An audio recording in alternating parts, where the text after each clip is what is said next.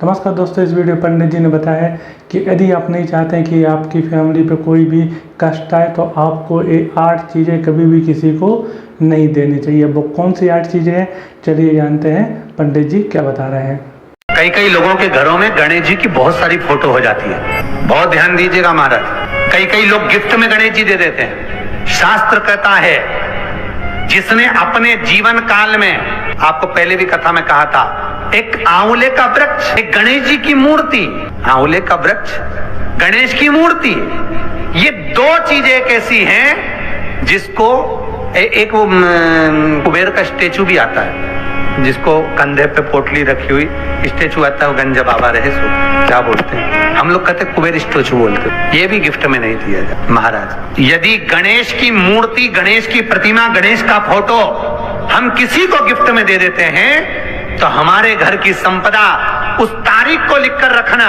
उसके बाद में धीरे धीरे छिन्न होने लगती है, संपदा टिकती नहीं है। 1 रुपया कमाओगे, 1.25 रुपया खर्च होगा। शिव महापुराण में कहा था कि आंवले का पेड़ किसी को दान नहीं दिया जाता। आंवले का वृक्ष किसी को देना नहीं चाहिए। हाँ, कहीं जाकर लगाना हो तो आप खुद जाकर लगा दो।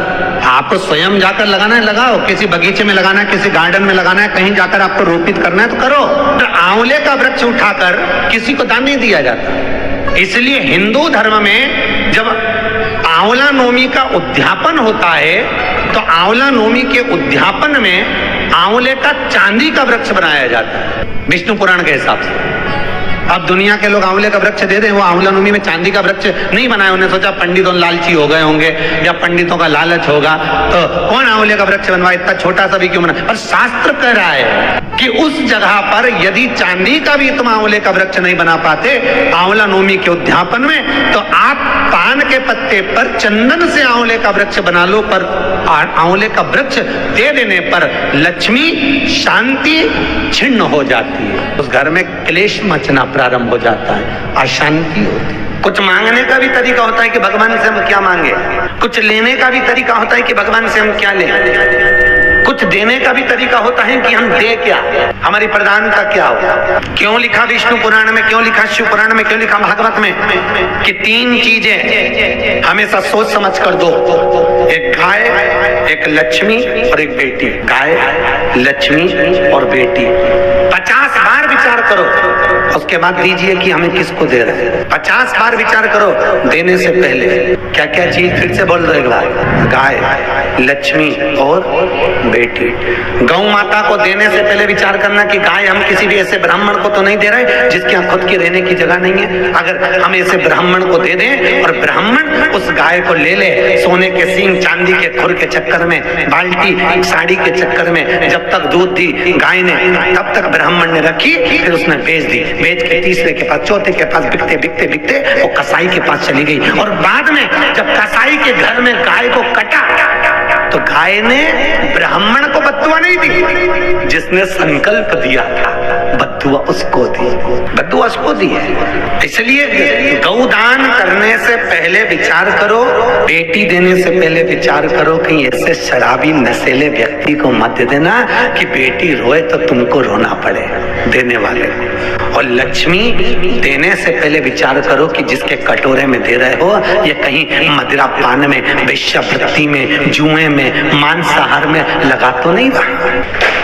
अगर गौ माता गलत जगह चली जाए तो देने वाले को रोना पड़ता है, बेटी गलत जगह चली जाए तो कन्यादान करने वाले को रोना पड़ता है, और अगर लक्ष्मी किसी गलत जगह चली जाए तो दान करने वाले को रोना पड़ता है। 50 बार विचार करिए देने से पहले किसको दे रहे हैं। शास्त्र कहता है किसी की चप्पल, जूता, किसी का छाता और किसी का मांग का टीका 50 बार विचार करना तब पहनना। 3 चीजों में काल समाया होता है। एक पांव की चप्पल जूते में आपने पहनकर 5 मिनट के लिए गए, मालूम पड़े कहीं फिसल गए कि मैं तो अभी यहीं से निकली थी, बाथरूम में गई थी और पांव फिसल गया, उस चप्पल में काल था। छाता, उस छाते में भी काल होता है। किसी का छाता अपने घर पर आ जाए उसको वापस देकर आए, छाते में काल देते हैं। और मांग का टीका, हर किसी का मांग का टीका नहीं पहनना चाहिए। ना जाने कौन सा मांग का टीका कब उतरा है, किस घड़ी में उतरा है, और तुमने अपनी मांग में सजा लिया तो मालूम पड़े जिंदगी भर के लिए उतर गया।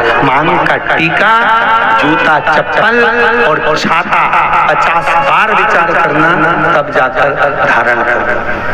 ये ठीक नहीं। इसलिए जब कोई मरता है या लोग किसी व्रत का उद्यापन करते हैं तो 2 चीजें जरूर देते हैं, एक छाता और एक चप्पल। पद में जाता है छाता जरूर देते, इसमें कार है। और जिंदगी के यही 7 दिन है, रविवार, सोमवार, मंगल, बुध, गुरु, शुक्र और शनि। तक्षक नाग किसी को भी डर सकता है। 7 दिन में मरना तो सबको है, कोई रविवार को, कोई सोमवार को, कोई मंगल, कोई बुध, कोई गुरु, कोई शुक्र, कोई शनि। 7 दिन जीवन के हैं और वही जीवन है। रविवार को जन्म हुआ, सोमवार को बड़े हुए, मंगलवार को ब्याह हुआ, बुधवार को बच्चे हुए, गुरुवार को बीमार पड़े, शुक्रवार को हॉस्पिटल गए, शनिवार को निपट गए। दिन ऐसे निकल। घर में 2 जन्म होते हैं, एक बेटे का, एक बेटी का। बेटा जन्म लेता है तो खूब नगाड़े बजते हैं, ढोलक पेटियां बजती हैं, खूब कीर्तन होता है, खूब आतिशबाजी होती है। और बेटी जन्म लेती है तो माँ पलंग पे रोती है और सास चूल्हा के पास रोती है। बेटी हो गई, सास चूल्हा के पास, माँ पलंग पर और सास चूल्हे के पास। बेटी का जन्म हो गया। बेटे का जन्म भाग्य से होता है। कैसे होता है? बोलो जम के, भाग्य से। पर बेटी का जन्म सौभाग्य से होता है। भाग्य को 100 गुना करिए। कितना गुना? 100 गुना करिए, तब जाकर बेटी का जन्म होता है। एक मित्र निकल कर जा रहा था, उसने दूसरे मित्र से पूछा, क्यों रे बहुत दिन बाद दिख रहा है, क्या बात है, कहाँ रह रहा है? मैं पूना में रह रहा हूँ। और तू यहाँ अमरावती में? हाँ मैं अमरावती में। बच्चे कितने हैं? मेरी 2 लड़की है, एक ये, दोनों का हाथ पकड़ा था। तेरे? मेरे तो 2 लड़के हैं, भगवान की कृपा है, मेरे यहाँ लड़की नहीं हुई। पूना वाला बोला, मेरा भगवान की कृपा है, मेरे यहाँ अच्छा हुआ लड़की नहीं हुई। तो उसने पूछा लड़की नहीं हुई इससे मतलब क्या? अरे अच्छा हुआ लड़की नहीं हुई, लड़की हो जाती माँ बाप ध्यान रखना पड़े, कॉलेज जाए, स्कूल जाए, छोड़ने जाओ, यहाँ जाओ, वहां जाओ। लड़का हो गया, कहीं पे भी जाए, अपने क्या करना। अच्छा हुआ मेरे यहाँ लड़की नहीं हुई। लड़की का जो पिता था उसकी आंख में आंसू भर गए। मेरी 2 बेटियां हैं। बेटी ने बाप का मुख देखा और बाप का मुख देखकर बेटी ने सामने वाले अंकल का कुर्ता खींचा। पूना वाले अंकल का कुर्ता खींचकर कहा, अंकल आप कह रहे हो कि अच्छा हुआ भगवान ने आपको बेटी नहीं दी? अंकल मैं कहती हूँ बेटी भगवान हमेशा किस्मत वालों को देता है, कभी खोलनों को नहीं देता। जो कभी अपनी बहन बेटी को एक साड़ी नहीं दे, कभी ननंद आए तो उसको एक साड़ी नहीं दे, ननंद आए तो प्रेम से नहीं बोले, तो उसके घर में भगवान बेटी देता ही कहाँ? उसको तो बेटा देता। बेटा इसलिए देता है कि खूब। तो हम उम्मीद करते हैं आपको वीडियो पसंद आए। अगर वीडियो पसंद आए तो इसे लाइक करें, शेयर करें और हमारे चैनल को सब्सक्राइब करें। तो अभी के लिए इतना ही, मिलते हैं अगली वीडियो में। तब तक के लिए श्री शिवाय नमस्तुभ्यम।